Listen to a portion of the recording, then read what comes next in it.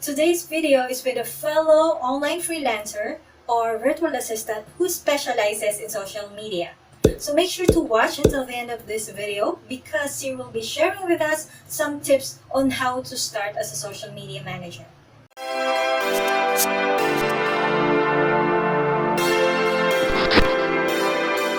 Hi there, this is Connie Zabala and I'm here to help you get your time freedom back. So this channel is all about the virtual assistant industry where I share with you some tips, tricks, training, as well as video interviews like this one.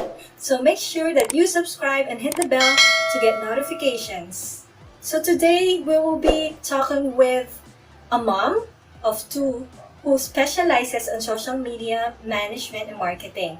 Let us all welcome Ria Cortez. Hello. Hi, Connie. Hello, everyone. Thank you for having me here. Thank you for spending time with us today. So let's go ahead with the questions. Number one, just a short story about yourself. What was your last job before you started working from home? Before I started working from home, I'm in marketing and events. I used to work for a retail company here in the Philippines for like around 2 to 3 years, holding brand, marketing activations, and promotions.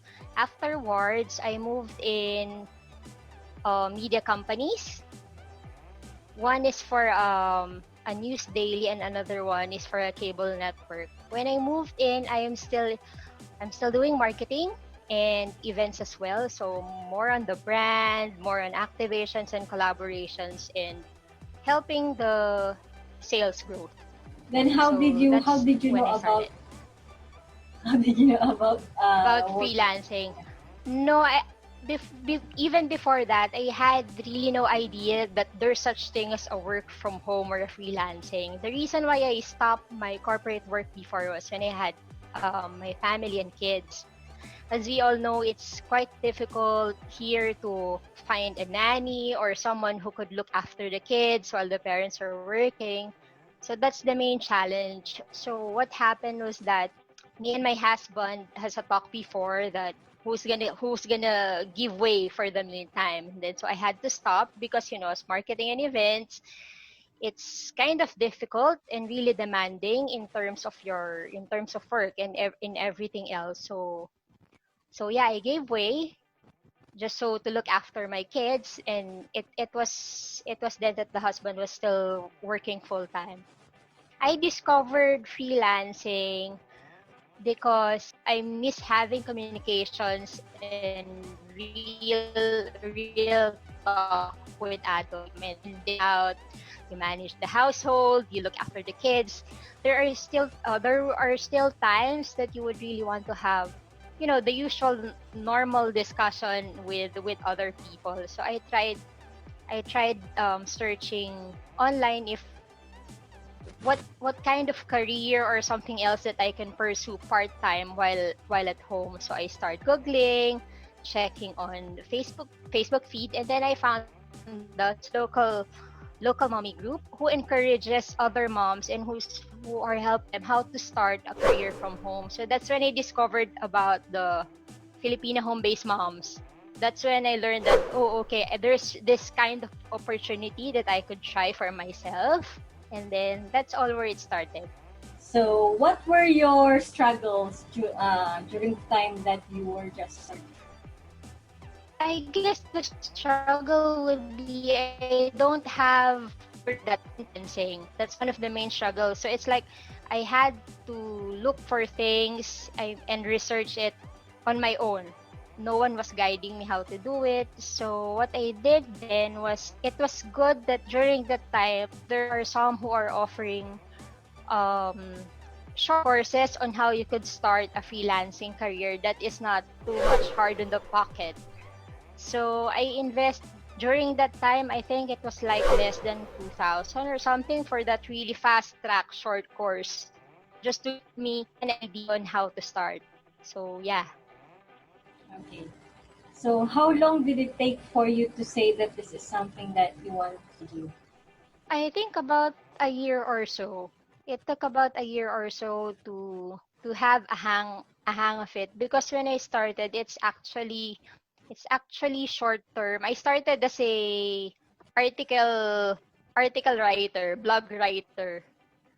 So, and it was something that's not continuous. It's something like, oh, now there's something to write about, and then there will be some slack time. It's not during that time. It's not something that's continuous for me. And it's like, okay, if there's a project today, so the next day, if it doesn't, it's still okay. So after a year, that's when I had a hang of what I'm doing, and I said, oh, it's something that I can pursue even if I'm at home and tending the kids and the household. So your first project was as a blogger, article writer. Yeah, article writer. I Okay. started as an article writer.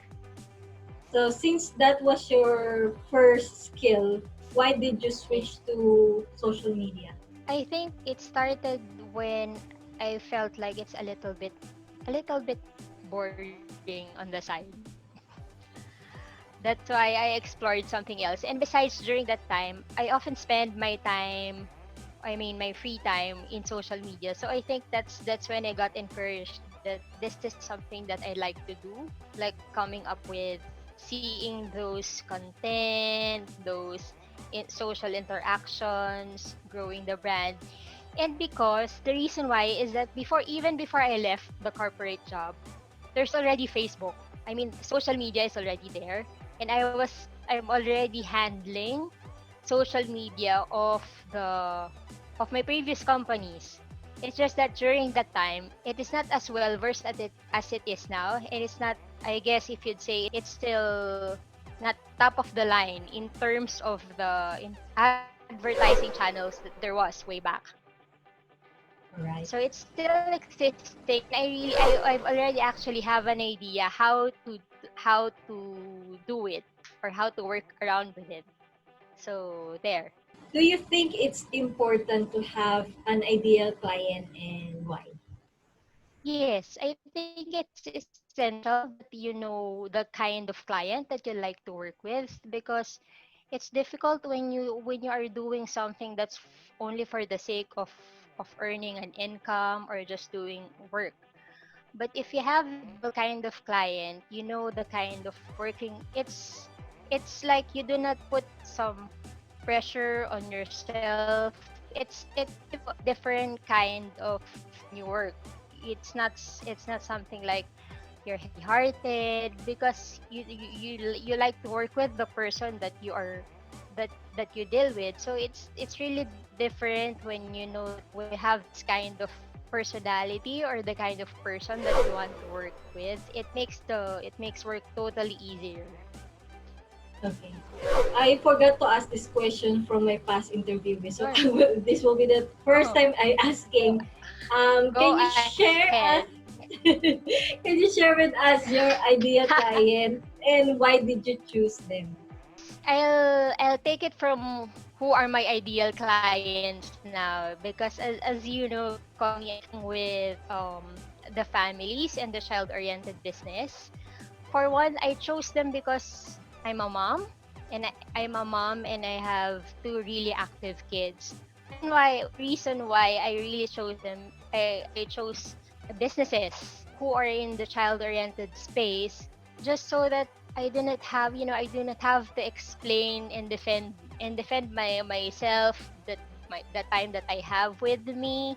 I mean the demands, just so I can tell them that, because I guess it's like they understand. They will be the first person to understand me about it. Like I would remember before, I would have some clients who will have some video calls and conferences, and then a kid would suddenly cry, or as a kid would suddenly, because I'm alone. I'm working alone at daytime. I don't have a nanny around. There would even happen that they will jump into my lap in the middle of the conversation with the client. It's something that they already expected, that I won't feel bad that, hey, I would be so apologetic, and although I would be open and explain to them, and it's easier because they would actually understand you. And it's not something that they will take it against you, because to be honest, there are some who who are actually, no, it's not that choosy, but because it's part of their demands that, hey, they have a kid. Is there a place that you can work with that no one is bothering you? Those kind of stuff. Of course, at the end of the day, our priority is our children and family. So, yeah, that's the reason why they are the kind of client that I chose to work with. All right. Being a social media manager or and marketer, do you have a fixed schedule? And do you Mm, think that it's possible to work online at your own preferred time? as a social media manager, it's actually nice because it's something that you can arrange, that is something that's flexible for as long as you can deliver the projects and the tasks that you have committed to your clients. It's not something that you have to like to sit in and clock in on a particular time of the day or the night for you to do your work. So that's one thing that I like, that I really loved about the social media marketing work. For as long as you deliver your promises on time and everything is on the deadline that you committed, you should be good. What is your biggest blessing since you started working from home? I guess what I would consider to be the biggest blessing is I get to watch my kids. I mean, I can be a hands-on mom while helping the household in terms of financial support as well. Because if you're like nowadays, when you're raising a family, it's really difficult when only one is working at home. So I feel blessed and lucky that even so I'm a stay-at-home mom, I watch my kids, tend to the family, I can still give some sort of financial support to the family as well. Plus, I don't get to miss milestones of my children, especially at school. So, one last question for this first part, a formal interview. If you are to look back to your younger self when you were just starting in this industry, what would you say to her? You can still pursue the career that you wanted, even if you're not in the you're not in the corporate world. You can still pursue your marketing profession that I've always wanted to do.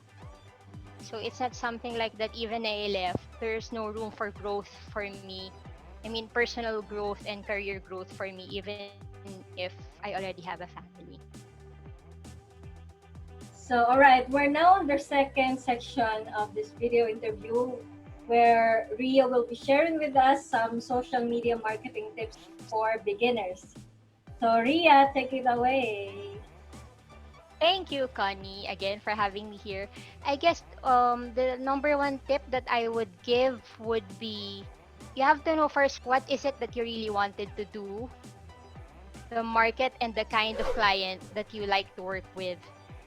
Because as I said earlier, it really makes a big difference to know the personality and the behavior of the client that you work with. It will make your life easier and it will make your work easier if you have this defined kind of client that you want to work with. My second tip would be once that you have chosen the client you'd like to work with, you have to make sure that you build a good relationship with your client. Do not treat his business just for the sake of earning an income. You have to treat it as his own. So, for instance, you're working for him as a social media marketer. Your concern and your focus is you have to treat it as your own.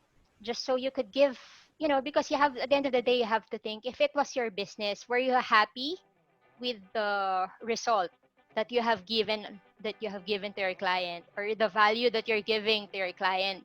Is it at par? Is it something that exceeded your client's expectation?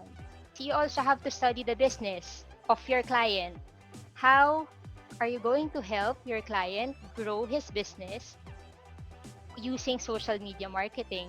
Early on, as I said, you have to treat it as your own business. So when you do, you have to know your client's audience, your client's market, Like you have to know their personality, everything about it. You have to treat it as your own. Just so when you do your research, it's something that you're giving your client a good result at the end of the day for the investment of what he's paying for you. Third, you also have to watch for your skill. You have to invest to learn more about and be up to date of the latest trends and the best practices of social media marketing, because Facebook is evolving, Instagram is evolving, and a lot of channels really are really fast paced. What they are doing in the media in Facebook today might be gone tomorrow and might be replaced with another one. So you really have to be updated with everything else, just so you know how you could help your client grow his business, grow the brand, give him more customers and results. And don't be afraid to ask. I guess that would be the last tip. Don't be afraid to ask, because it's not something against you, or it doesn't make you a less of a good social media marketer just because you have to ask, especially if you're a beginner, so you need to follow those, like for instance, look for influencers or those experts in those field that you can follow and learn from them. And then yeah, don't stop learning. When you get to have extra time, or you have extra fun, it's a gift you give to yourself, learning and upskilling, just so you will always be updated of what's happening around you, especially in the social media marketing space. That's it. All right. Thank you, Ria. So now we're in the fast question and answer. So Ria, are you ready? Okay. You just So have I'm to choose scared. A or B or both or neither. Okay. Depends on you. All right. So first question: dog or cat? Dog. Diet or exercise? Diet. Coffee or tea? Coffee. YouTube or Facebook? Facebook. Old school notebook or online journal? Old school notebook. Music or I love to write. podcast? Music. iOS or Android? Android. Mac or Windows? Windows. Alright. Um, ebook or hard copy? Hard copy. Old school. Hard copy. Early bird or night owl? Night owl. Alright, I so can that's focus my work at night time. because of the kids. Yes, yes, yes, yes. And it's easier to write for me at night time. I'm more focused, I can more concentrate on writing and planning those strategies. Alright, so before we end, any last piece of advice for those beginners? Don't be scared to jump in. If you want to really pursue a as a social media marketer, even if you don't have an experience at all, or really a zero experience, because for one, if you really are committed to learn, or you have this drive to learn something new, a new skill, it's really going to be easy if your heart is on it. So don't be scared to jump in. Don't be afraid to ask to those seasoned media marketers who are ahead of you. It's free. It's free to ask. So it's okay to ask and choose those expert in the industry that you can follow, because really they are putting out a lot of helpful content out there. It's just a matter of you reading and absorbing it and take lessons. But when you take lessons, you make sure that you apply them. Don't take in but do not but not applying it is something that's not productive. So as you learn, make sure to apply them right away so you do not forget them. So that's it. Alright, thank you, Ria. So Thank you, Connie. for our viewers out there, please share with us in the comment section below what is your biggest takeaway during this video interview. Thank you, Ria. Thank you, Connie. Thanks for having me here. Bye. Bye. Say hi. Hi.